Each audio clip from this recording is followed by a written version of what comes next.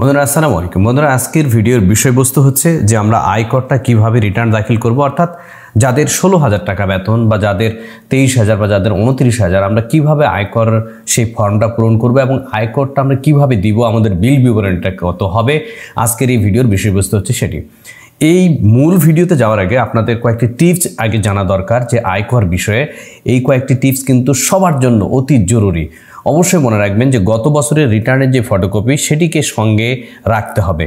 2 নম্বর হচ্ছে যে প্রয়োজনীয় কাগজপত্রের একটা তালিকা তৈরি করুন এবং 3 নম্বর হচ্ছে কাগজগুলো ভালোভাবে পরীক্ষা করুন নির্দিষ্ট সময়ের কিনা, যেমন 2021-22 কর বছরের জন্য জুলাই 2020 থেকে জুন 2021 পর্যন্ত সময়ের মধ্যে হতে হবে। 4 নম্বর হচ্ছে রিটার্নের একটি ফটোকপি করুন এবং গত বছরের রিটার্ন দিয়ে খসড়া রিটার্ন তৈরি করুন। 5 নম্বর হচ্ছে প্রতিটি কাগজের 2টি করে কপি করুন। 6 নম্বর হচ্ছে স্বাক্ষর করার আগে কমপক্ষে 2 বার চেক করুন এবং 7 নম্বর হচ্ছে যারা নিজে রিটার্ন পূরণ না করে অন্যদের উপর নির্ভরশীল তারা সুপ্রশিক্ষিত এবং দায়িত্বশীল ব্যক্তি ছাড়া কোনো মতেই খালি বা সাদা রিটার্নে স্বাক্ষর করবেন না। 8 নম্বর হচ্ছে স্বাক্ষর করার আগে গত বছরের সম্পদগুলো যথাযথ পরীক্ষা করুন এবং এই বছরের নতুন কোনো সম্পদ থাকলে তা ভালোভাবে পরীক্ষা করুন। 9 নম্বর হচ্ছে মনে রাখবেন আয়নার সামনে দাঁড়ালে আপনার চেহারা যেমন দেখা যাবে, রিটার্নে আপনার সম্পদের আয় এবং ব্যয়ের সম্পূর্ণ চিত্র ফুটে উঠবে। 10 নম্বর হচ্ছে স্বাক্ষর করার পর একটি সেট আপনার ট্যাক্স ফাইলে সংরক্ষণ করুন। আপনি একটা টেক্সট ফাইলে এটা সংরক্ষণ করতে পারেন। 11 নম্বর হচ্ছে রিটার্ন জমা হওয়ার পর রিটার্ন জমা দেওয়ার স্লিপ সংগ্রহ করুন। বন্ধুরা মনে রাখবেন যে রিটার্ন আপনি দাখিল করলেন কিন্তু সেটি যদি সঠিক না হয় তাহলে কিন্তু আপনি বিপদে পড়বেন। অবশ্যই রিটার্ন দাখিল করার আগে বা আপনার সই করার আগে এই বিষয়গুলো অবশ্যই আপনি মাথায় রাখবেন। এই কয়েকটি টিপস কিন্তু আপনার জন্য মোস্ট ইম্পর্টেন্ট। বন্ধুরা এরপরে যেটি দেখাবো সেটি হচ্ছে যে আমরা বিল বিবরণীটা কীরকম হবে, অর্থাৎ এখন দেখব আমরা বিল বিবরণী। দেখুন এটি হচ্ছে বেতন বিবরণী, অর্থাৎ এখানে হচ্ছে দেখুন অর্থবছর 2020-21 আর কর বছর হচ্ছে 2021-22 এবং এই জায়গায় নামের জায়গায় আপনার নাম দিবেন, সহকারী শিক্ষক, এখানে ইন্ডেক্স নাম্বার দিবেন, এখানে কর্মস্থল আপনার প্রতিষ্ঠানের নাম, এরপর হচ্ছে এটা। এরপরে দেখুন এই যে ক্রমিক নম্বরে এই জায়গায় আপনি ক্রমিক নম্বর দিবেন এবং এই জায়গায় জুলাই 2020 থেকে শুরু হবে। দেখুন July 2020, August, September, October, November, December, এরপর জানুয়ারি, ফেব্রুয়ারি, মার্চ, এপ্রিল, মে, জুন 2021 এবং মূল বেতন হচ্ছে 16,000 টাকা।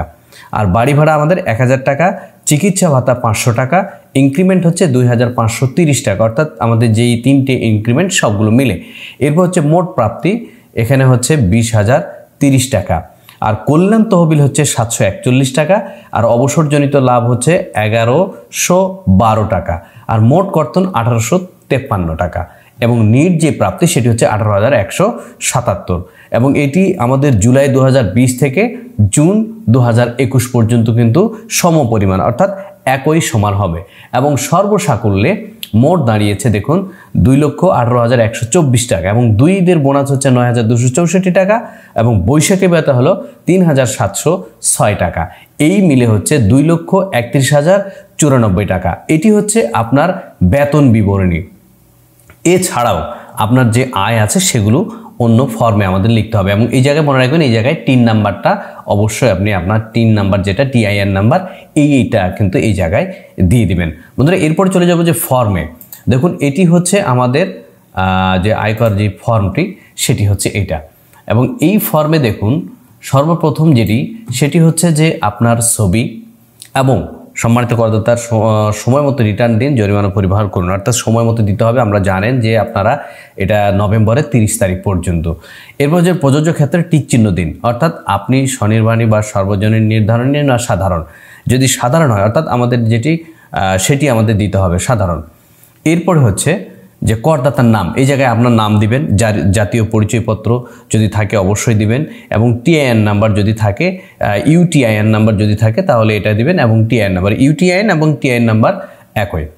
এরপর হচ্ছে সার্কেল, আপনি কত সার্কেলে আছেন, 4, 5, 6, 7 যেটা সেটা দেবেন। কর অঞ্চল কোথায় আপনার, রাজশাহী, ঢাকা, যেইটা আপনার সেইটা এখানে দিয়ে দিবেন। এরপর হচ্ছে কর বছর, অবশ্যই মনে রাখবেন আমাদের কর বছর হচ্ছে 2021-22 এবং আবাসিক মর্যাদা নিবাসী না অনিবাসী সেটা দিবেন।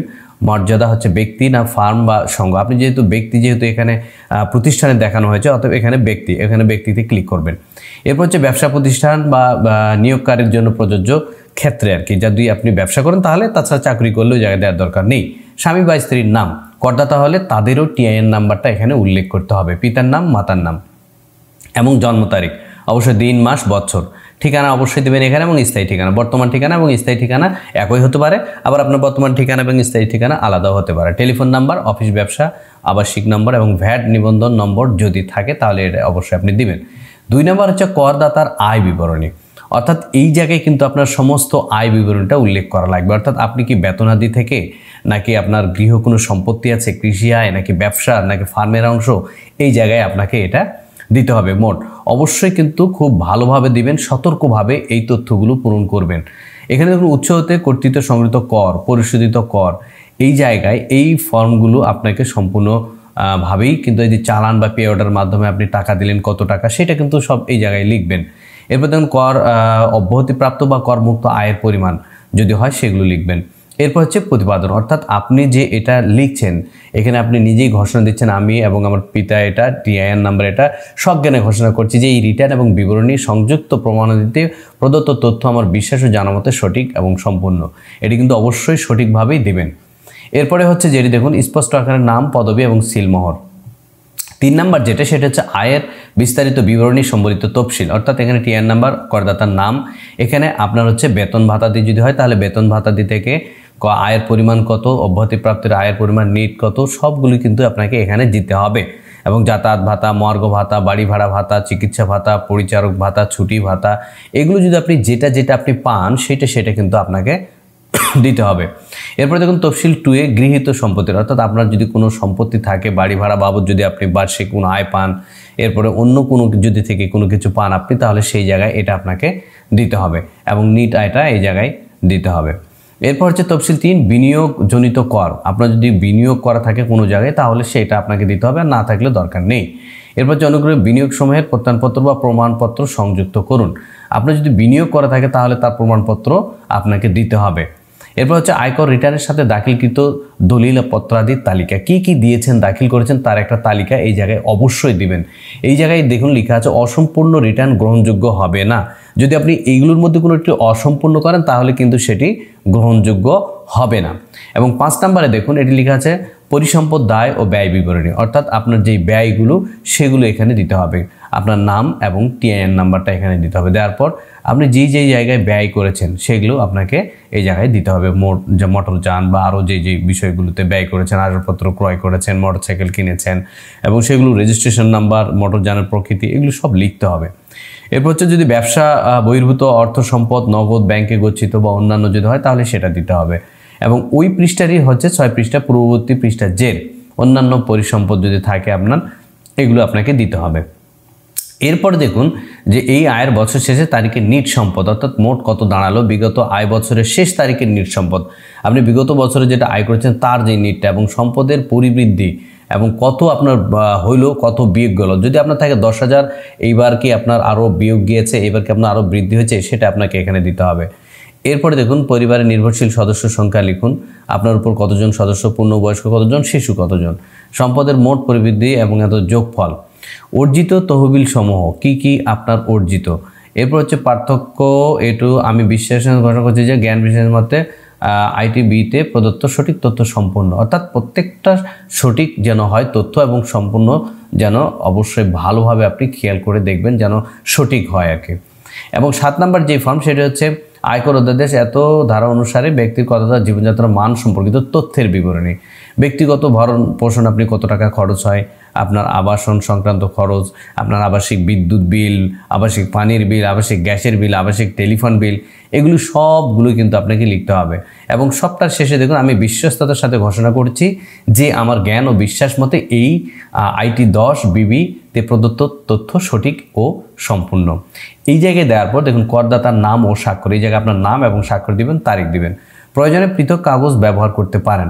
আয়কর রিটার্ন প্রাপ্তির স্বীকার, অর্থাৎ সম্পূর্ণ কিছু তথ্য দেওয়ার পর এইটা রিটার্ন আপনাকে নিতে হবে, এটা আপনাকে কেটে এই যে এখান থেকে কেটে এইটা আপনাকে আবার রাখতে হবে, কারণ পরবর্তীতে আপনি যখন আবার দেবেন তখন সেটির প্রয়োজন হবে। এবং 4 নম্বরে হচ্ছে যে এটি ফর্মের ক্ষেত্রে অনুসরণীয় কিছু নির্দেশনাবলী, কি করবেন, কিভাবে দিবেন, এগুলো হচ্ছে নির্দেশনাবলী। এই নির্দেশনাবলীটাও আপনি কিন্তু ভালোভাবে পড়তে পারেন। পড়ার পর দেখুন এই জায়গায় কিন্তু আপনি এটা রিটার্ন করেছেন মোট আয়, এটা রিটার্ন রেজিস্টার ক্রমিক নম্বর, এগুলো কিন্তু আপনি সব আবার সেভ করতে পারেন। গ্রহণকারী কর্মকর্তার স্বাক্ষর ও সিল দিয়ে আপনি এটাও সংগ্রহণ করতে পারেন। এইভাবেই কিন্তু আপনি নিজেই আপনার যে আয়করটা আছে সেটি কিন্তু আপনি নিজেই দিতে পারেন। তো বন্ধুরা অবশ্যই মনে রাখবেন 30 এবং অবশ্যই সময় থাকতেই দেবেন, কারণ আপনারা জানেন যে যদি আয়কর পরিশোধ না করেন তাহলে বিভিন্ন সময় বিভিন্ন ঝামেলায় পড়বেন, যেটি আপনাকে পরবর্তীতে ভোগাবে। তাই অবশ্যই আমি বলবো যে সময়ে এবং সঠিকভাবে আপনি আয়করগুলা পরিশোধ করবেন। তো বন্ধুরা আজকের এই ভিডিওটি এই পর্যন্ত, পরবর্তীতে আবার নতুন কোনো বিষয় নিয়ে আবার আপনাদের সামনে হাজির হব সেই প্রত্যাশায় আজকের মতো এখানেই শেষ। আল্লাহ হাফেজ।